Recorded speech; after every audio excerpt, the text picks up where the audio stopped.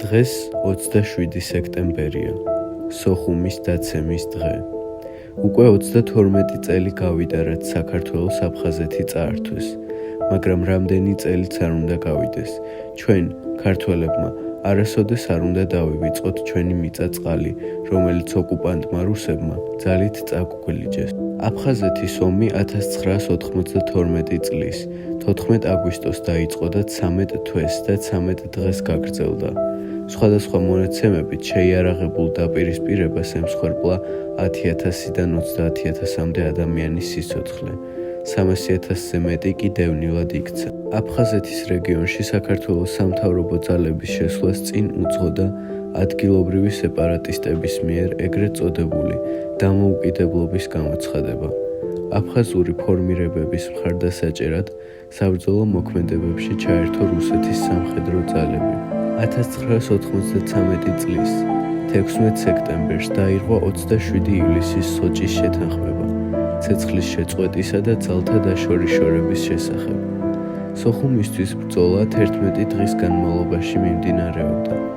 აფხაზურ-რუსულმა, ჩრდილოეთ კავკასიელთა და კაზაკთა შენაერთებმა აფხაზეთის მინისტრთა საბჭოს შენობაზე შტურმი 27 სექტემბერს დილიდანვე დაიწყეს და ტყვე დაიყვანეს აფხაზეთის მინისტრთა საბჭოს თავმჯდომარე ჟიული შარტავა, ქალაქ სოხუმის მერი გურამ კაბესკირია და მინისტრთა საბჭოს 27 თანამშრომელი და შემდეგ ყველა მათგანი დახვრიტეს. სოხუმი ამავე დღეს დაეცა, როდესაც მაშინდელმა მთავარსარდალმა ედვარდ შევარდნაძემ გასცა ბრძანება, რომ საქართველოს შეიარაღებულ ძალებს შეეწყვიტათ მოქმედებები და დაეტოვებინათ აფხაზეთი. რუსეთმა ამ ომში ყველანაირი მორალური და ომის კანონები დაარღვია. ამის უამრავი ფაქტი არსებობს. აფხაზეთის ავტონომიური რესპუბლიკის უმაღლეს საბჭოს აფხაზეთში ომის დროს და ოკუპაციის შემდეგ რუსეთის მიერ წამებით მოკლული და დახვრეტილი 4,321 ადამიანის შესახებ აქვს ინფორმაცია აღწერილი. უგზო-უკლო დაკარგულად მიიჩნევა 268 ადამიანი. სეპარატისტები ეთნიკურად ქართველების მიმართ ხშირად მიმართავდნენ სადისტური წამების ხერხებს.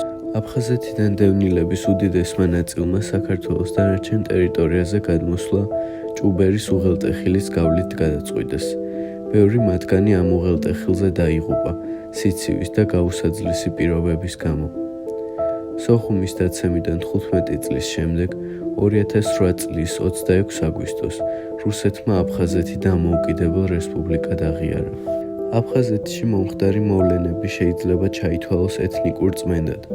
ამ მოვლენების შემდეგ გაჩნდა იძულებით გადაადგილებულ პირთა უზარმაზარი მასა, რომლებიც ახლაც ელოდებიან საკუთარ სახლებში დაბრუნებას. საქართველო მზადაა მშვიდობიანი და დიპლომატიური გზებით იბრძოლოს დაკარგული ტერიტორიების დასაბრუნებლად, გაუწოდოს ხელი აფხაზ და ასევე ოს ძმებს საერთო მომავლის შექმნაში.